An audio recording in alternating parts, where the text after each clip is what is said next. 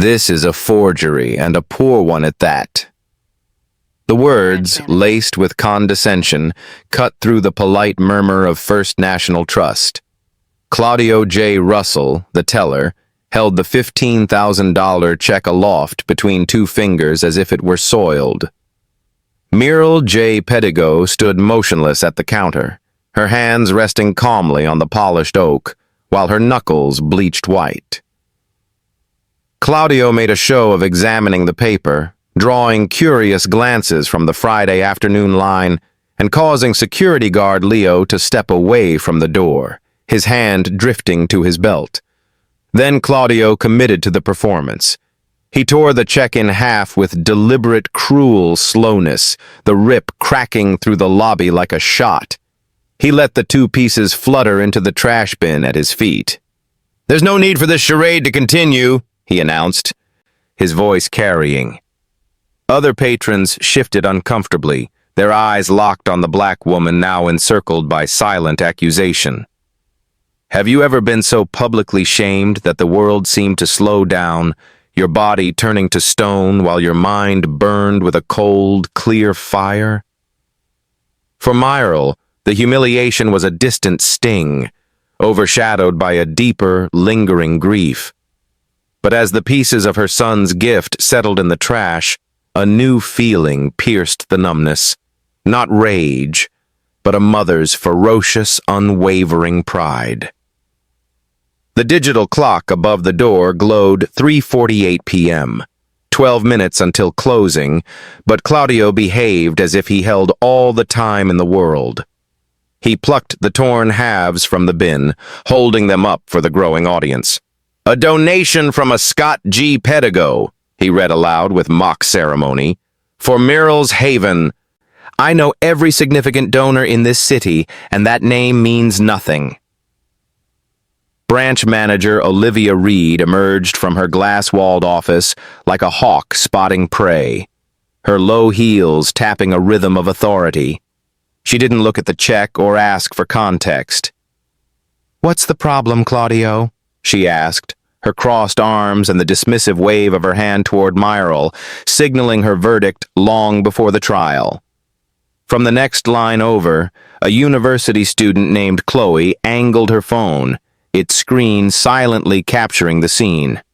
Her live stream, titled "Banking While Black and Over 50, began to gather its first handful of viewers. "I need to see your primary ID, social security card, and 2 recent utility bills," Olivia demanded, each requirement a bolt sliding home on a cell door. "We take fraud very seriously." Muriel, her movements steady and deliberate, reached into her practical leather handbag and produced a flawless driver's license and social security card. Manager Reed took them, holding them up to the fluorescent light as if searching for a watermark of deception. "The quality is suspiciously good," she declared to the lobby at large. "Forgers are getting more sophisticated every day." The accusation landed not like a slap, but a weight. On Chloe's stream, the viewer count ticked up to 12, then 29. Comments began to flow. "This is heartbreaking." "Call the news!" The hashtag First National Shame was born in that moment. Muriel, meanwhile, maintained a preternatural calm, her gaze steady. Security guard Leo moved directly behind her, his broad chest a wall at her back, his radio emitting a burst of static that made an elderly man jump. A young mother in line instinctively pulled her toddler closer, the child's wide eyes absorbing a lesson in prejudice she was too young to comprehend, but would not soon forget. "Charity checks are a classic scam tactic," Claudio lectured to his approving manager, gesturing at Muriel as if she were a museum exhibit. "They target busy branches right before closing, counting on our haste." He crumpled the torn check pieces in his fist before dropping them back into the trash. His destruction was complete, but his undoing was just beginning. The clock read 3:51 p.m. Muriel's simple flip phone vibrated in her purse. A reminder. Scott arrives tomorrow. She silenced it, but not before Olivia caught a glimpse of the outdated device, another detail she filed under suspicious. A folded bus ticket peeked from the pocket of Meryl's well-kept coat. As Manager Reed picked up her phone to call for a higher-level verification, Meryl's mind didn't race with fear about what came next. Instead, it drifted back, through the present humiliation, to the source of her unshakable calm. The memory of her son's voice just last week, promising her that this check was just the beginning.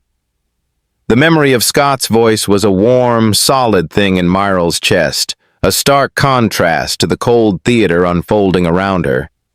Just last week, his face had been bright on her video call screen, a pixelated version of the smile that had always been her anchor. "It's just the first installment, Mom," he'd said, his voice crackling with pride and a hint of fatigue. The board approved the community initiative. Meryl's Haven is no longer a dream. It's a line item. She had chosen her best dress for this deposit, a simple, elegant navy blue shift she'd worn to Scott's college graduation. The single strand of cultured pearls, a gift from Charles on their 30th anniversary, felt cool against her skin. She'd arrived at First National Trust with a sense of purpose.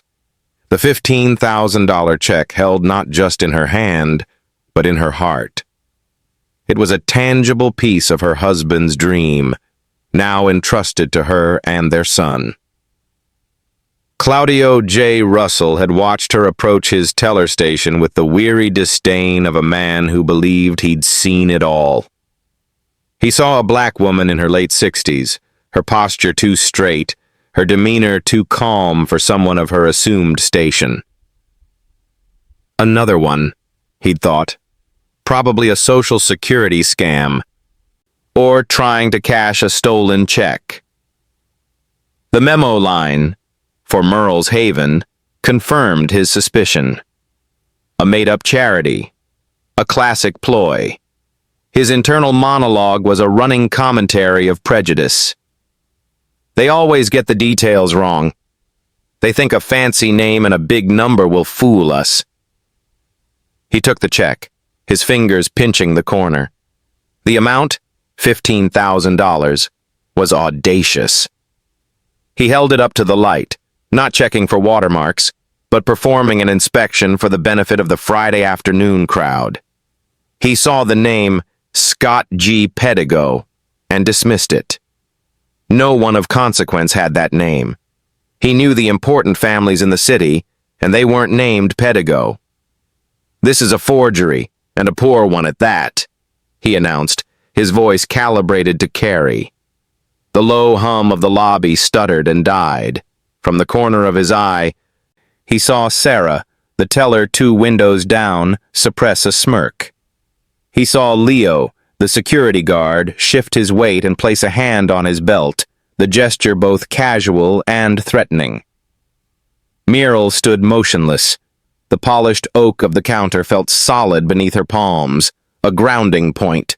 She willed her hands to remain still, but the tremor that had begun in her right hand after Charles's passing intensified, a faint, involuntary vibration of grief, and now rising fury. She focused on her breathing, on the memory of Scott's promise. Then came the rip. It was not a swift, decisive tear. It was a slow, deliberate act of violence, the sound a sharp, ugly crack in the hushed lobby. Claudio made sure every pair of eyes saw the separation, saw the 2 halves of her son's promise. He let them flutter, like wounded moths, into the trash bin at his feet. "There's no need for this charade to continue," he announced. The world did not speed up for Meryl. It crystallized. She saw the young mother in line, a woman named Ashley, instinctively pull her toddler closer, the little girl's wide, confused eyes fixed on Meryl. She saw an elderly man, Mr. Thompson, shake his head with a sigh of disapproval, though whether it was for her or the spectacle, She couldn't tell. And she saw from the next line over a university student named Chloe, her phone angled discreetly, its screen glowing. A silent witness.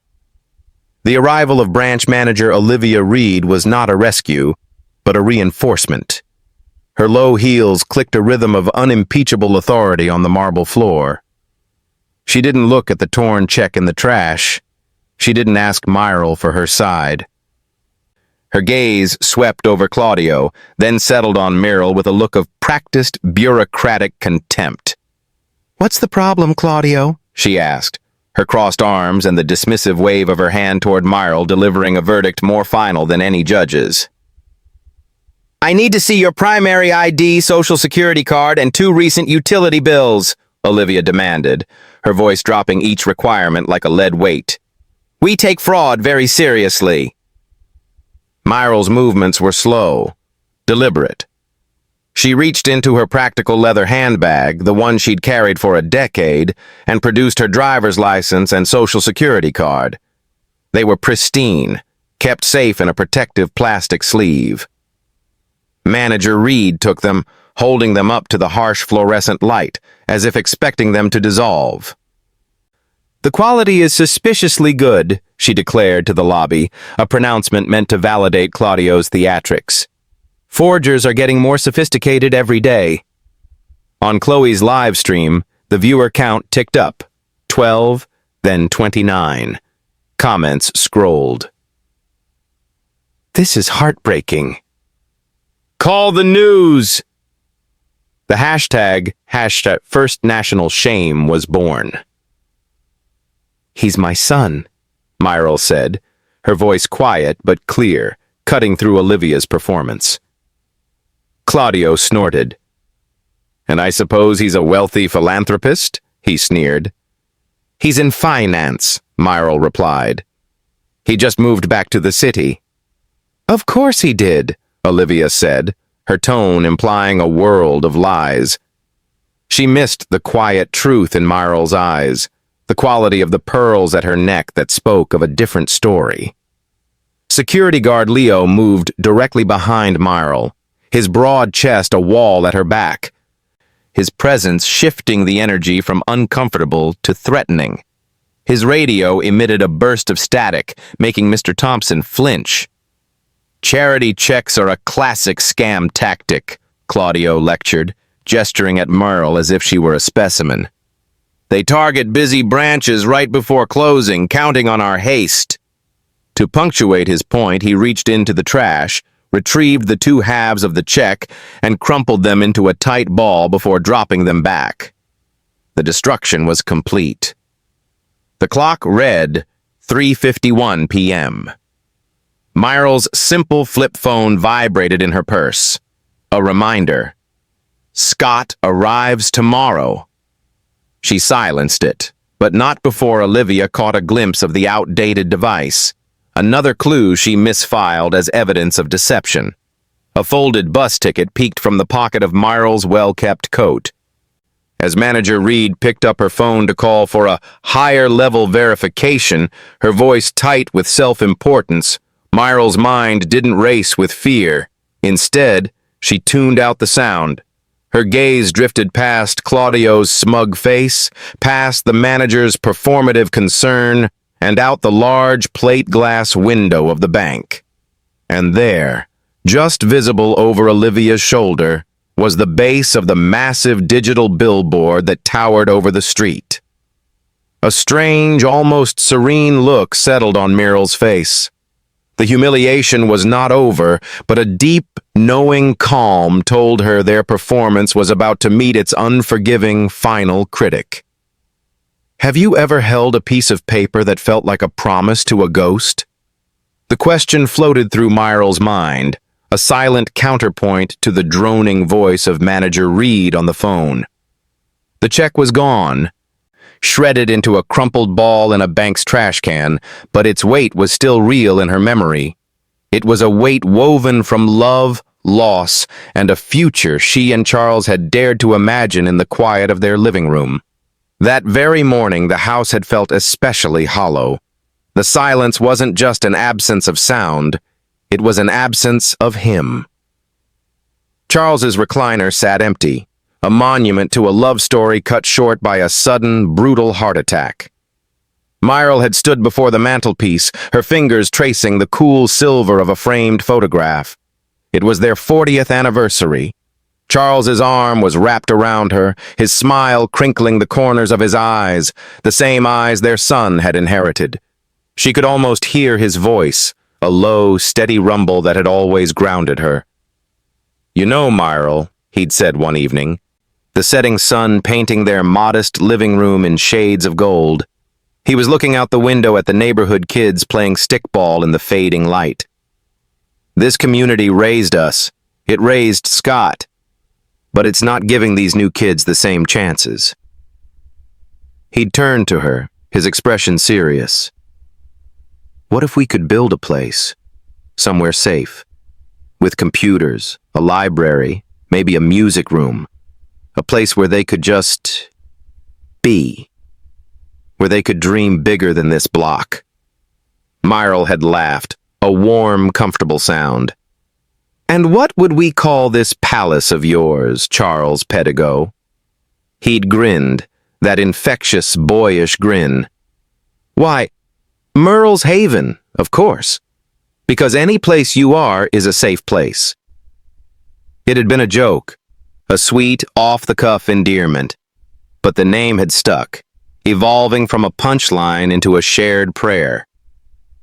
They'd scrimped and saved, their haven fund, a dusty mason jar that slowly filled with loose change and birthday money, a tangible representation of a dream that felt both impossibly distant and as close as their next breath.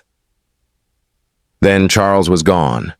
The world had shrunk to the size of her grief. The mason jar, now full, felt like a cruel reminder of a broken promise. It was Scott who had pulled her back from the abyss. At the funeral, surrounded by a sea of somber faces, he had held her hands, his own trembling slightly. He was 25, a man suddenly thrust into the role of family patriarch. He'd leaned close, his voice thick with emotion but firm with resolve. "I made a promise to Dad," he'd whispered, his breath warm against her ear. "I told him I'd take care of you, and I told him I'd help you build it. Myrle's Haven. It's going to be real, Mom. I swear it to you." And he had meant it. The years that followed were a blur of his relentless ambition. Late nights at business school, internships, climbing the corporate ladder with a quiet ferocity that both awed and worried her. He was building the foundation for their dream with every sacrifice, every earned promotion. The call had come just 2 weeks ago. "Mom!" Scott's voice had been vibrating with a contained excitement she hadn't heard in years. "I got it. The CEO position. At First National Trust." Myrle's heart had swelled with a pride so fierce it brought tears to her eyes. Her boy. The one who used to build forts out of sofa cushions was now the leader of a major city bank. "There's more," he'd continued. "The board loved my community revitalization proposal. They've approved the initial funding. Myrle's Haven is our flagship project. This," he said, and she could hear the smile in his voice, "this is for Dad." The $15,000 check had arrived by special courier. It wasn't just a bank draft. It was an artifact of their journey. Scott G. Pedigo. The name was printed with corporate authority, but she saw the little boy who had signed his homework with the same proud concentration. The memo line, "For Myrle's Haven," was no longer a dreamer's scrawl, but a mission statement. That was why she had to go to the bank herself. She could have mailed it, or asked Scott to handle it through his new executive assistant. But this was a pilgrimage. She needed to feel the solidity of the transaction, to hand over this sacred slip of paper and watch it become real capital for their dream. She wanted to walk into the bank on her own 2 feet, a representative of her family's resilience. She had dressed with care, choosing the navy blue dress and her pearls, a armor of dignity.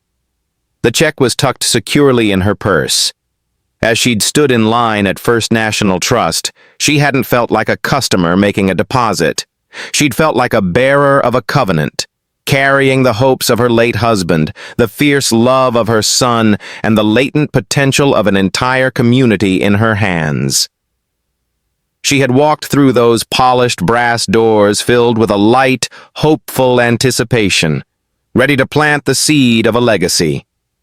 Now, standing accused and surrounded, that hope felt like a phantom limb, achingly present, yet violently severed.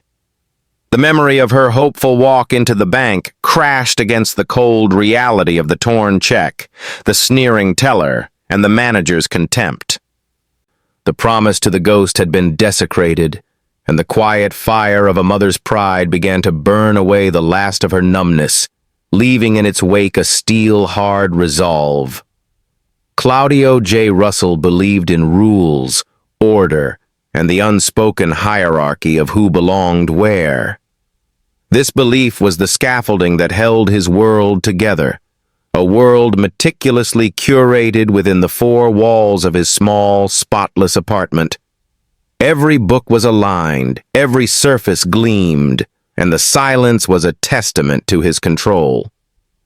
It was a stark contrast to the messy, unpredictable world outside, a world where people like Sarah, the teller who flirted with the regional manager, got promotions she didn't deserve, and where the natural order of things seemed constantly under threat.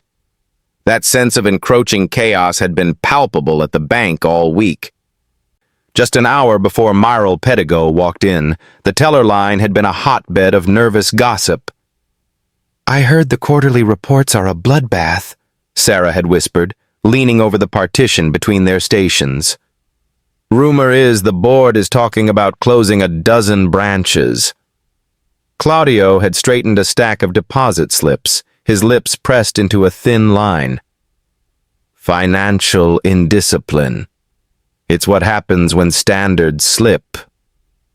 He saw it everywhere, in the lax dress code, in the leniency shown to customers who were perpetually overdrawn, in the bank's desperate pandering new diversity campaigns. "They've hired some whiz kid to save us all," Sarah continued, oblivious to his disapproval. "A new CEO, Scott something, Pedigo, I think. Supposed to be some kind of turnaround genius from out of state." Claudio had scoffed softly. Another outsider, another set of flashy ideas that would likely amount to nothing. They hadn't even seen a picture of the man. It was all so vague, so unprofessional. "A savior usually just means a bigger axe man," he'd replied. "We need a return to fundamentals, not more disruption." His conviction had been reinforced by manager Olivia Reed's pre-opening huddle that very morning. "Team," she'd said, her voice sharp, "headquarters is cracking down on fraud. I want every transaction scrutinized, especially larger, unusual deposits. We are the front line. Don't be afraid to ask tough questions and follow procedure to the letter. Our jobs may depend on it." Olivia didn't say scrutinize certain customers more than others, but she didn't have to. Claudio understood the subtext, the unspoken rule. It was about protecting the bank's assets from those who, by their very nature, represented a higher risk. It was common sense, not prejudice. So when Myrtle J. Pedigo approached his station, Claudio's internal alarm bells didn't just ring. They clanged. She was a perfect storm of red flags. Her age, her race, the oddly specific charity name on the memo line, the substantial but not astronomical amount, just large enough to be suspicious, not large enough to belong to someone truly important. Her calm demeanor read to him not as dignity, but as the cool calculation of a seasoned grifter. His internal monologue was a cascade of justification. "She's too calm. Where's the nervousness of an honest person? Myrtle's Haven. Sounds like something made up on the spot. And Scott G. Pedigo? A common name. probably a fabricated identity. She's testing our procedures, seeing how much she can get away with. This wasn't just about bias, it was about opportunity. Here was his chance to be the hero Olivia demanded, to prove his value wasn't in schmoozing, but in vigilance. By catching this fraud, he would secure his position, earn the respect he deserved, and reaffirm the order he held so dear. He wasn't being cruel, he was being thorough. He was saving the bank, one ripped check at a time. As he held the torn pieces aloft, he absorbed the ripples of his action through the lobby. He saw the young mother, Ashley, pull her daughter close, her face a mask of discomfort. Good. Let her see that the bank was safe, that threats were being neutralized. He saw Mr. Thompson, the elderly man, nod in grim approval. He understands, Claudio thought. He remembers a time when things were done properly. And he saw the college student Chloe with her phone. For a second, a sliver of unease pierced his certainty. But he dismissed it. Let her record. She was documenting justice in action, a masterclass in fraud prevention. Olivia's support, her immediate unthinking alliance, was the final validation. He was on the right side. When he crumpled the check a second time, the gesture was one of finality and triumph. His destruction was complete. He had exposed the charade, protected the institution, and in doing so, had cemented his own indispensability. He felt a surge of power, clean and righteous. He stood a little taller, meeting Myrle's calm gaze with a look of pure, unassailable conviction. He was so focused on his victory, so saturated with his own narrative, that he never once glanced out the large plate glass window behind him. He didn't see the digital billboard, which had just finished cycling through an ad for a local car dealership, flicker and change. He was entirely unaware that the new, starkly professional image now dominating the city street was the face of Scott G. Pedigo, the bank's new CEO, the whiz-kid savior, the man whose $15,000 check was currently a crumpled ball in Claudio's trash can. The foundation of the house of cards he had just built his triumph upon had already been pulled away. Chloe's phone was no longer just a device. It was a witness, and it was beginning to testify. Its cool, hard surface was damp against her palm, but she held it steady, her thumb subtly adjusting the frame to keep Myrle, the teller, and the manager in a tight, damning shot. She'd started filming on instinct, a sick knot tightening in her stomach as Claudio's voice, so full of unwarranted authority, had sliced through the lobby. It was the same feeling she got when a professor dismissed a valid point from a student of color, a familiar cold ripple of injustice. Her Communications 301 class on media and social change wasn't just theoretical for her, it was a manual. The viewer count in the top corner of her screen, once a lonely 1, began to twitch. 12. 29. Then 50. It was a slow, then sudden bloom of digital outrage. The comments scrolled, a rapid-fire chorus of collective horror. This is awful. The way he tore that check. Where is this? First National Trust. The logo is on the window. Bank while black. This is textbook. Someone call the news. This can't be real. The hashtag First National Shame began to replicate, a digital virus attaching itself to every shared link.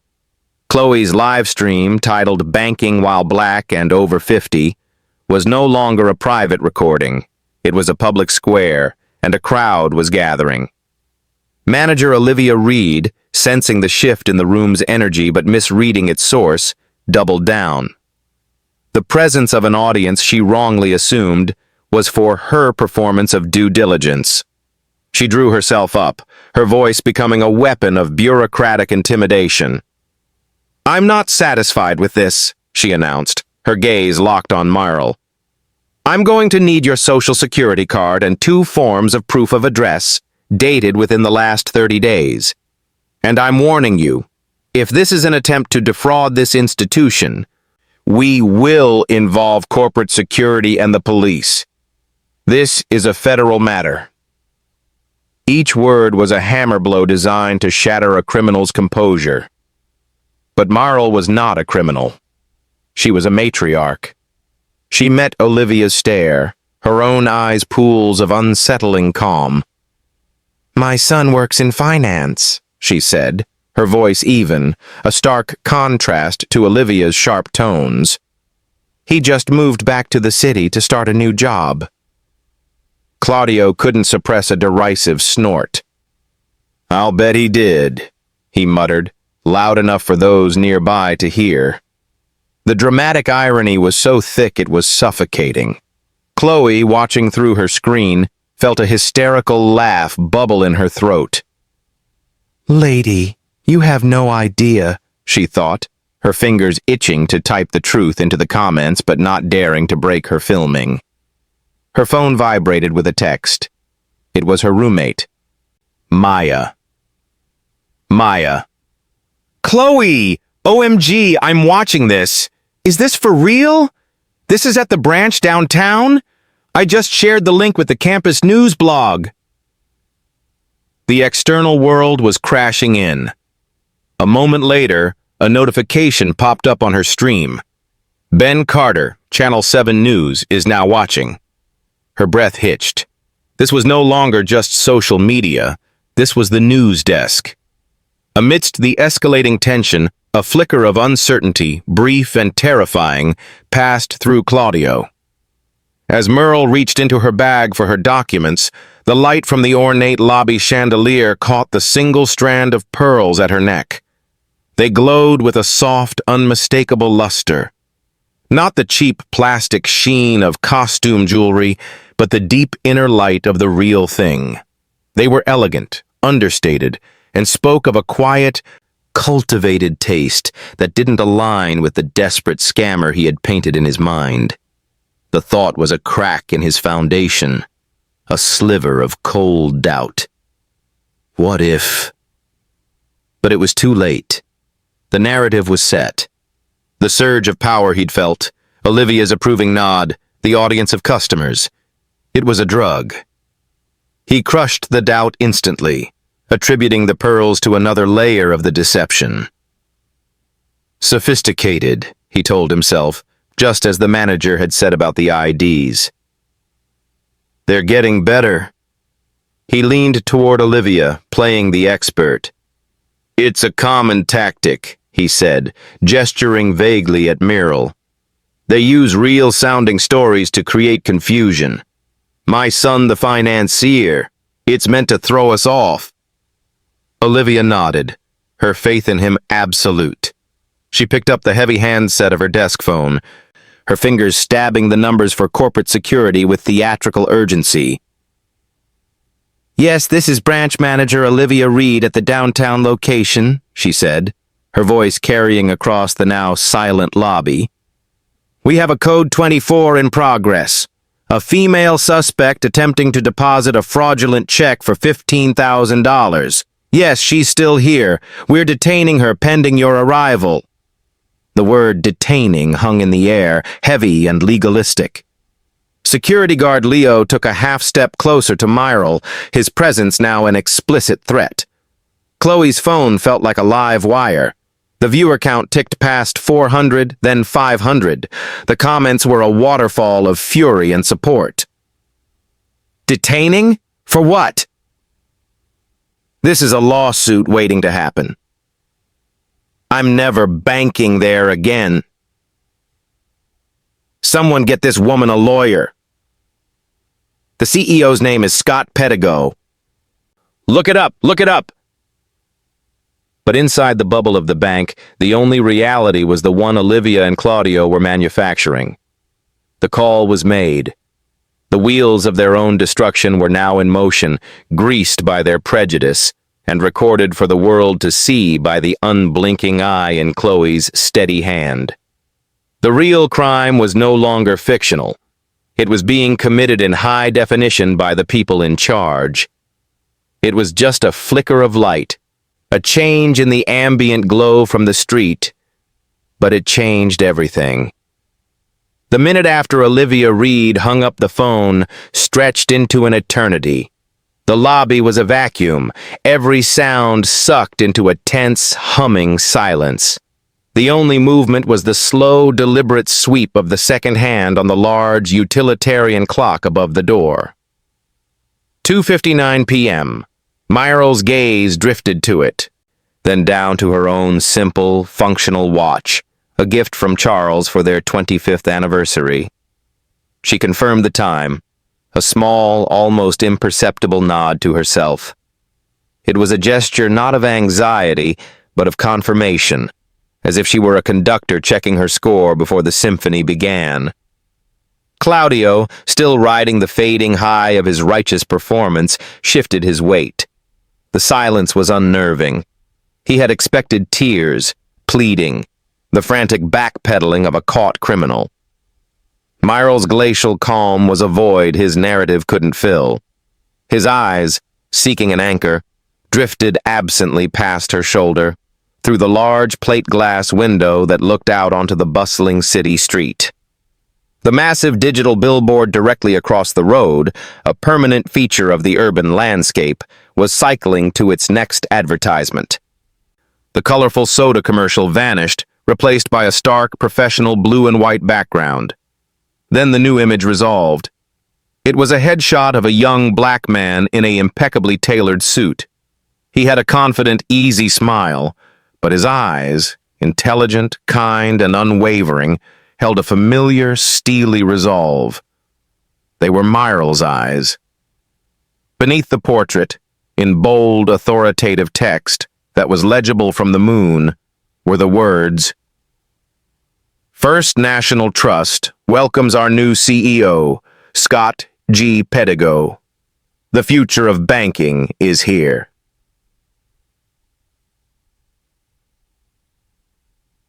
The silent implosion that followed was more deafening than any explosion.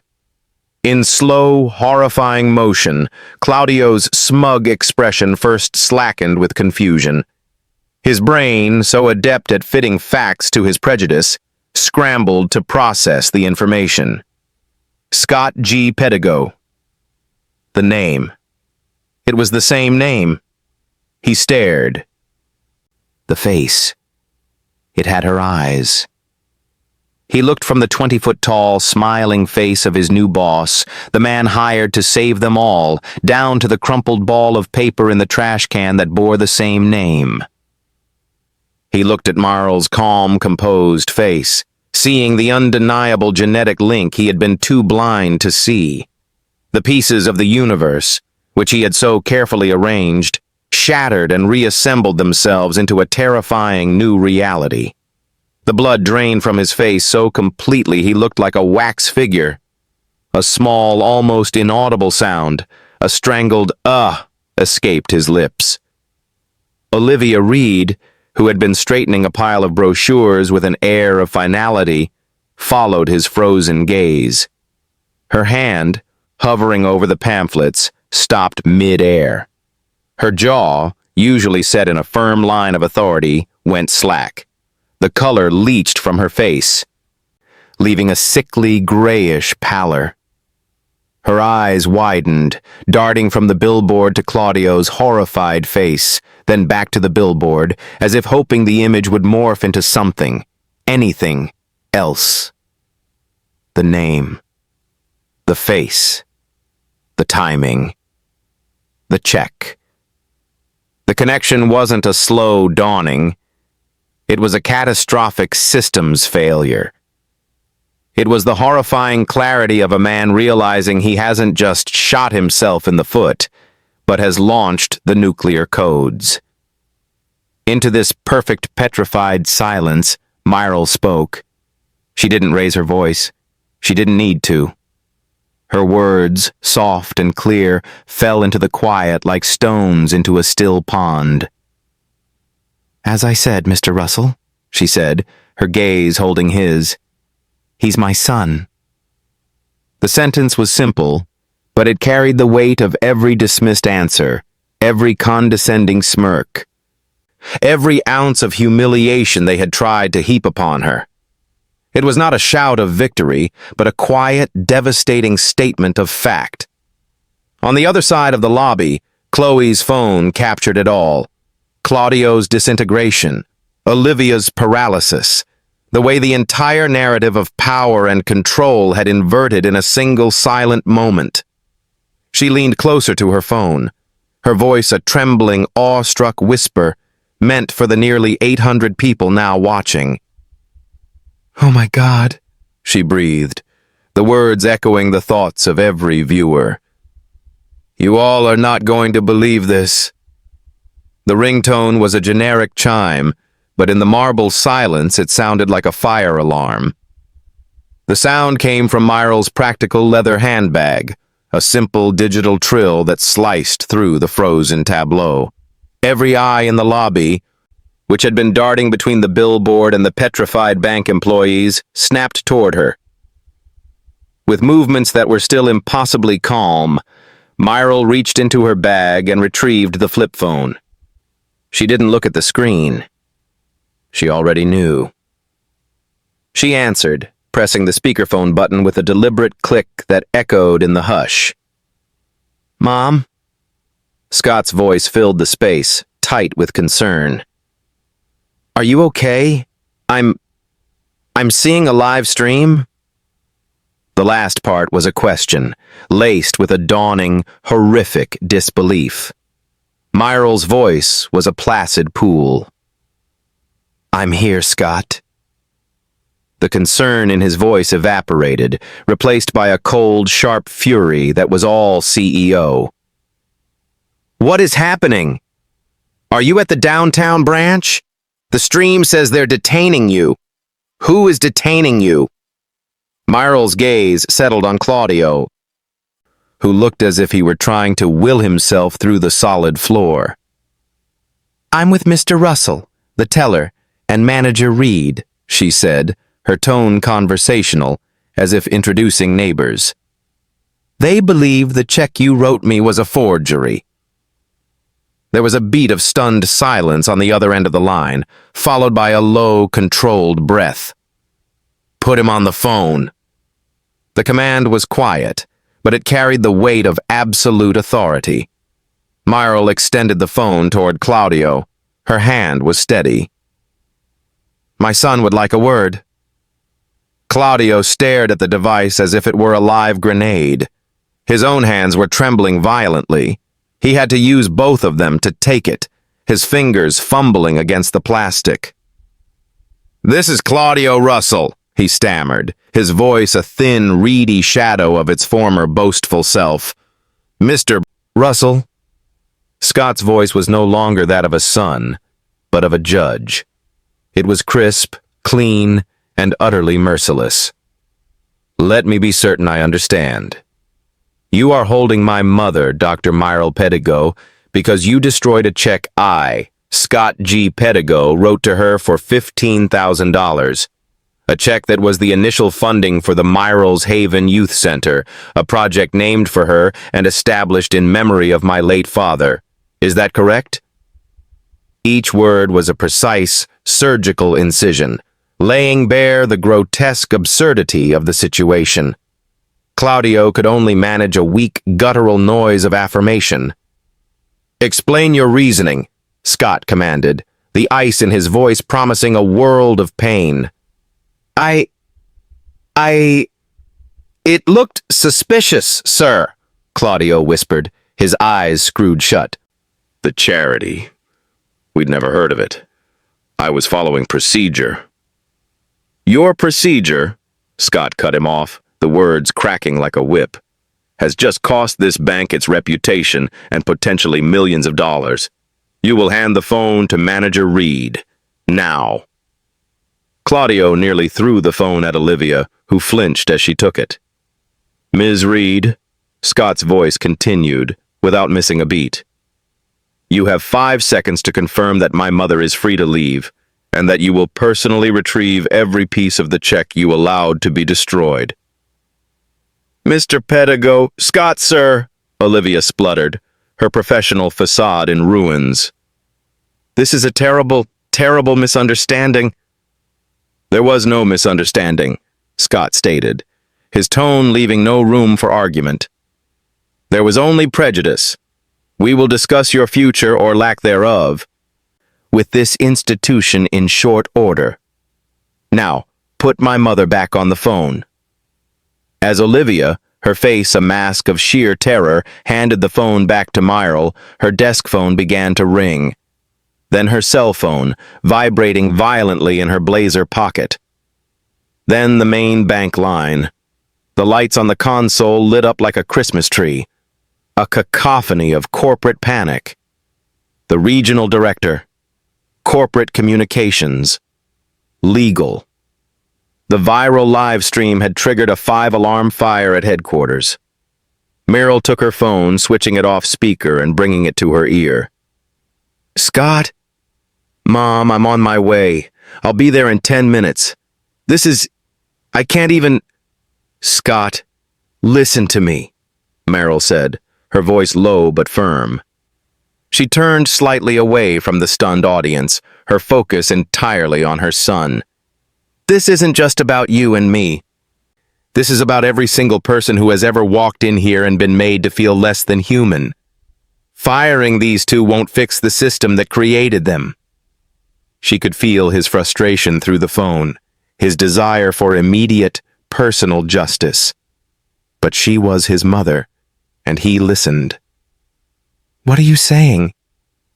I'm saying this isn't a problem you solve with terminations, she said, her vision clear. It's a problem you solve with transformation. We need to have a new conversation about what First National Trust actually means. And it starts today. Before Scott could answer, Olivia's phone rang again. She answered with a trembling, Yes, sir?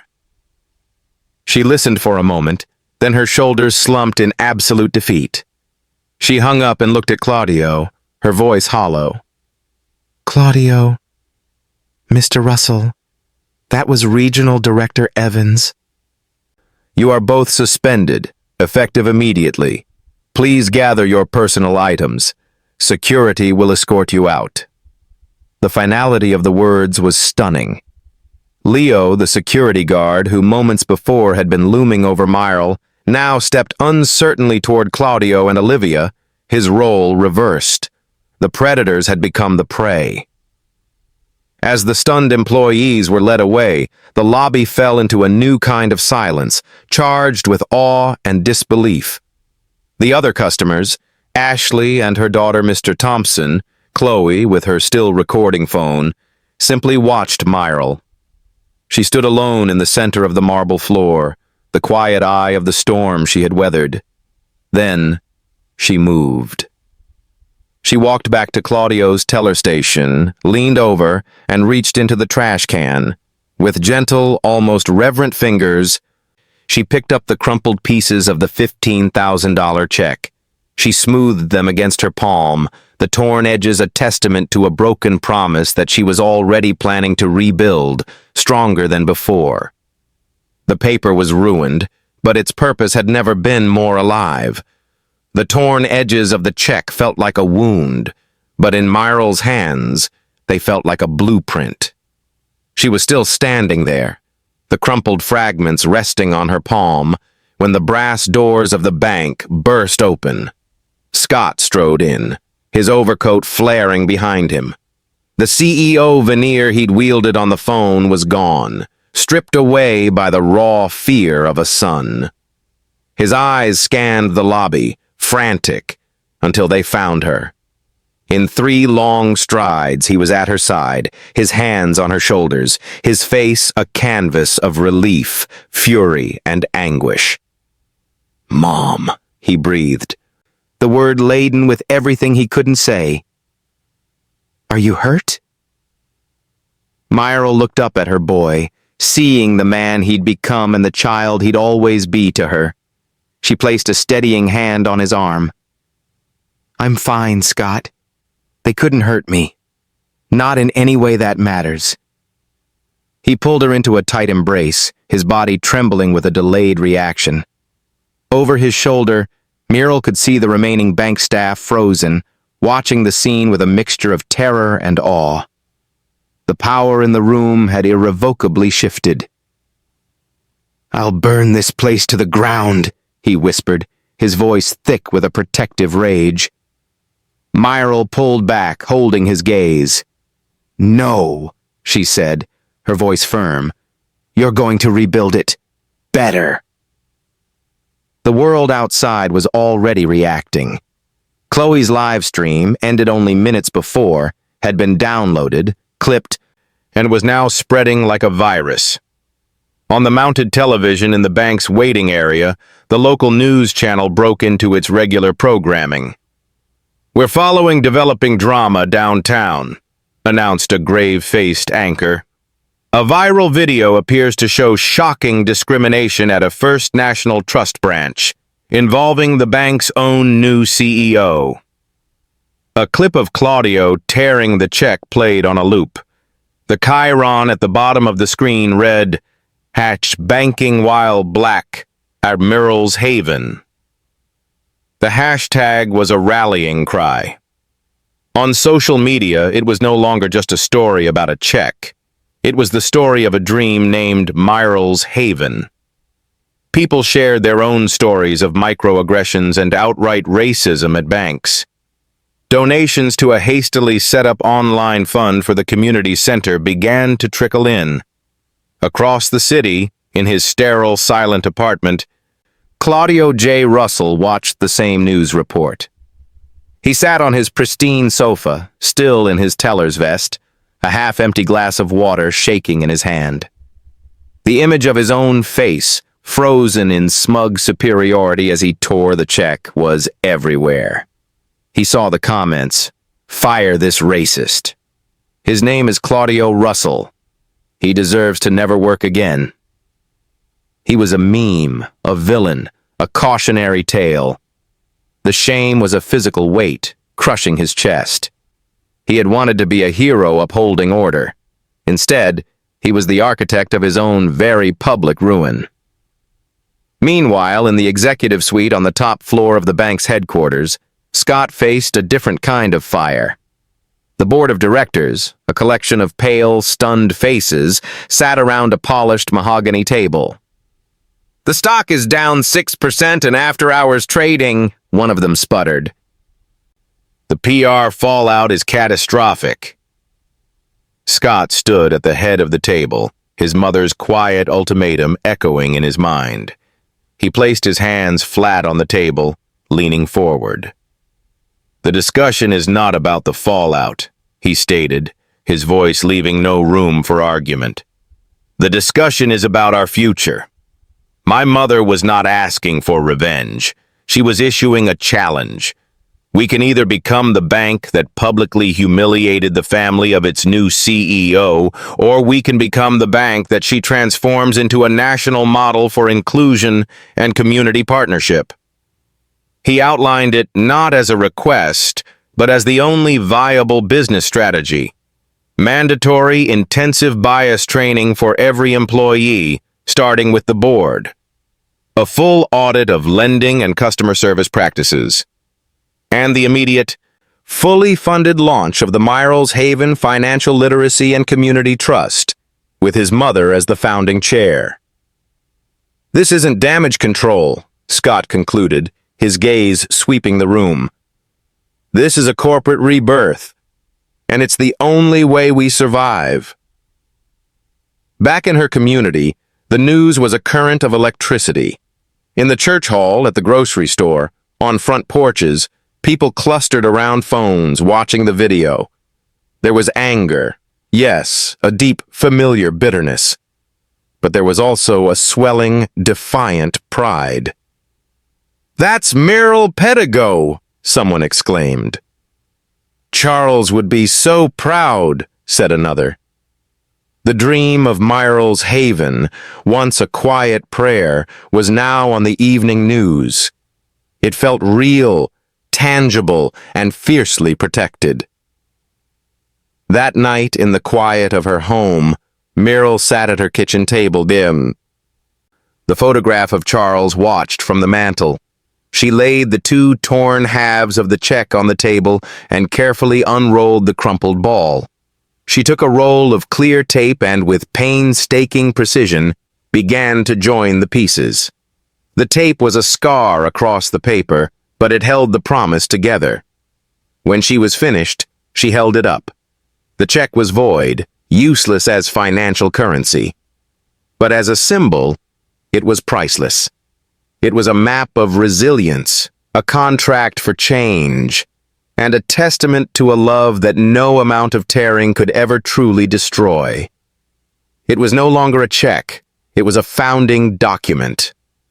True justice, Myrle believed, wasn't about tearing down the old house, but about building a new home for everyone.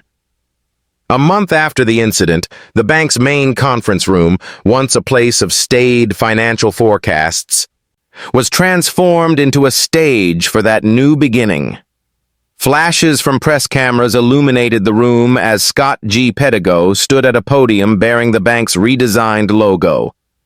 Beside him sat his mother, her posture as straight and calm as it had been at the teller's counter, but now she was clothed in an aura of unassailable authority. First National Trust failed a fundamental test of its values, Scott began, his voice carrying through the silent, packed room. But from that failure comes a commitment to lead. Today we are announcing the establishment of the Myrle's Haven Financial Literacy and Community Trust, a $5 million initiative funded by this bank to empower the communities we serve. He then yielded the podium to Myrle. She approached, not with the nervousness of a novice, but with the quiet command of someone stepping into a role she was born to play.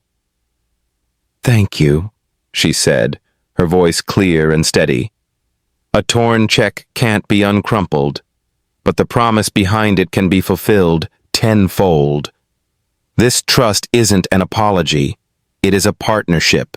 It is a promise that the dignity of every person who walks through a bank's doors is the bottom line that matters most." She outlined the vision.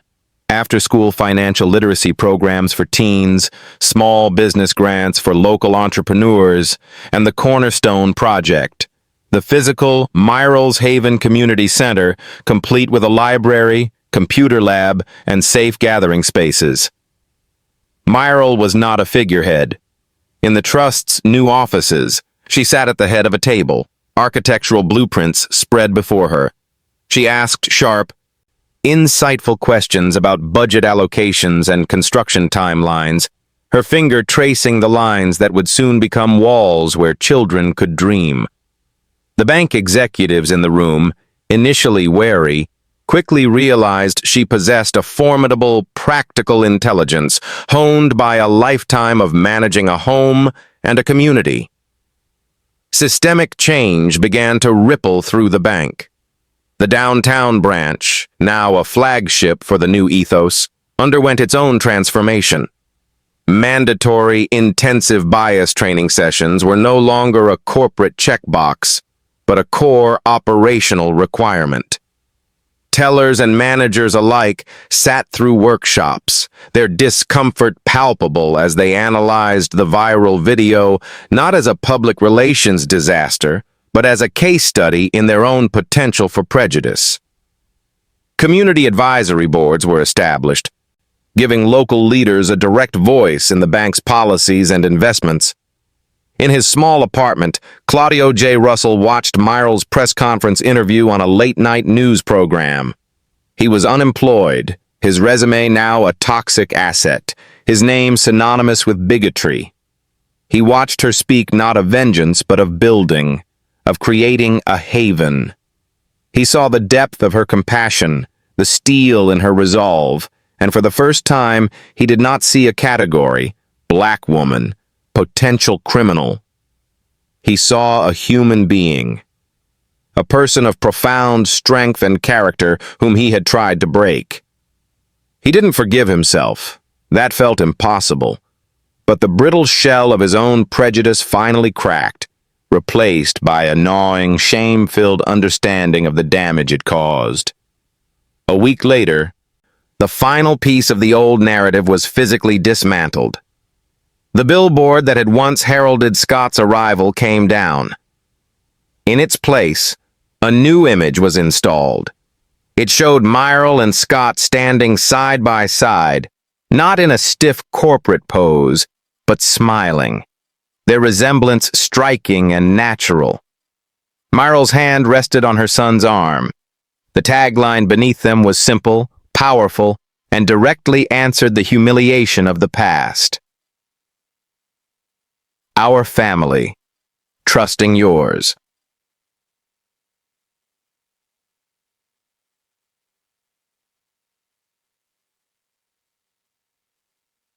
It was more than an advertisement. It was a mission statement etched against the city sky. The chapter closed at the vacant lot that had been purchased for the center. Myrle and Scott stood together, the wind tugging at the large, rolled-up architectural plans in Scott's hands. Myrle held one end, her gaze fixed on the empty space. But she no longer saw weeds and cracked concrete. She saw the computer lab where teenagers would code their futures. She saw the garden Charles had always imagined. She saw a haven. "He'd be so proud of you, Mom," Scott said softly, following her gaze. Myrle smiled, a peaceful, fulfilled expression that reached her eyes. "He'd be proud of us both," she corrected gently. "We're not just building a center, Scott. We're building a new story." She looked from the plans in her hands to the hopeful space before them, the blueprint in her mind at last aligning with the world she was determined to create. 6 months later, the torn check was displayed under glass in the lobby, not as a shame, but as a lesson. The First National Trust downtown branch was physically the same building, but its soul had been renovated. Sunlight streamed through the spotless windows, illuminating walls now adorned with vibrant local art. The air, once thick with silent judgment, hummed with a new, welcoming energy. The staff, from the newest teller to the most senior loan officer, moved with a different kind of purpose, their mandatory bias training having evolved from a corporate directive into a shared language of respect. The check, its taped seam visible under the protective glass, was mounted on a simple plaque that read, "A Lesson in Dignity." October 14th. Customers would often pause, read the plaque, and look around the transformed space with a thoughtful nod. The wound of that day had been sterilized and sealed, leaving behind a strong, instructive scar. The ripples of that Friday afternoon had carried everyone to new shores. Chloe, the university student whose phone had been a witness, now spent her afternoons interning at a social justice nonprofit. Her experience in the bank had crystallized her academic interest into a passionate vocation. She was helping to develop a digital tool for reporting discrimination, ensuring others had a voice as powerful as the one her live stream had provided. Claudio J. Russell worked the night shift stocking shelves at a large grocery warehouse. The work was monotonous and physically demanding, a stark contrast to the performative authority he'd once wielded. He was a quieter, hollowed-out man. His co-workers knew him only as a diligent, withdrawn employee. The viral infamy had faded from the public eye, but was etched permanently onto his spirit. He saw Myrle's face sometimes on a news segment about the community center, and he would feel not the burning hatred of old, but a cold, profound shame. He had been offered a chance to participate in a restorative justice program, but had declined, the weight of his own accountability a burden he felt he must carry alone. He was a cautionary tale, and he knew it. Olivia Reed was not offered such a path. Faced with a wrongful termination and discrimination lawsuit from a previous employee emboldened by Merle's story, she had settled quietly and left the banking industry altogether. Her name had been scrubbed from the institution's history, a ghost in the machine she had once so confidently commanded. But these were the echoes of the past. The present was shouting with joy. On a bright Saturday morning, the grand opening of the Myrles Haven Community Center was in full swing. The vacant lot had been transformed into a beautiful, modern complex of glass and warm brick. A colorful playground stood where weeds once grew, and the air was filled with the sounds of laughter, music, and conversation. A large banner fluttered in the breeze. Myrles Haven, a place to grow. Scott, standing at a microphone on a small stage, beamed with a pride that was entirely personal. "This isn't a bank project," he told the gathered crowd of community members, bank employees, and city officials. "This is a family project. It was my father's dream. It is my mother's heart, and it is now this community's home." He spoke of the financial literacy programs already in session, the small business incubator launching next month, and the after-school tutoring that would begin the following week. Then, he handed the microphone to his mother. Myrle stepped forward, a graceful figure in a vibrant blue dress. The crowd fell into a respectful, eager silence. She did not speak of the humiliation, the torn check, or the faces of her accusers. She spoke of love. "This place was built on a simple, stubborn kind of love," she began, her voice carrying easily in the clear air. "The love of a man named Charles, who saw not an empty lot, but a field of potential. The love of a son, who turned his grief into a promise and his promise into this beautiful reality." She looked at Scott, her eyes glistening, then swept her gaze across the faces in the crowd, neighbors, friends, strangers now bound by this shared space. "We are told to fight hate with hate, to answer destruction with destruction," she continued. "But that only leaves a world full of rubble. The most radical thing we can do is to build a table long enough for everyone to have a seat, to build a door wide enough for everyone to walk through, to build a haven where a child can feel safe, a teenager can feel heard, and a family can feel supported. This isn't my haven, it's ours. We are all family here." As she spoke, a full-circle moment unfolded near the new swing set. Ashley, the young mother from the bank, pushed her daughter, whose laughter rang out pure and clear. The little girl, who had once witnessed a masterclass in prejudice, was now absorbing a lesson in joy and belonging, her feet kicking in the air on a playground named for the nice lady she had seen standing so bravely in the bank. The ceremony concluded, and the crowd spilled into the center, exploring the bright classrooms and the sun-drenched common areas. Myrle stood for a moment, apart from the celebration, taking it in. The noise, the life, the sheer future of the place was almost overwhelming. Her eyes drifted from the vibrant scene to a small, discreet display case inside the center's main foyer. There, beside Charles's photograph, was the check. It was framed now, the clear tape a visible scar across its face. It was no longer a document of financial transaction, but a relic, a founding charter. It represented a moment when everything could have broken, when bitterness could have taken root. Instead, it had become the seed for all of this. The wound had healed, and in its place was something strong, beautiful, and permanent. The most powerful response to being torn down is to build something that will stand forever.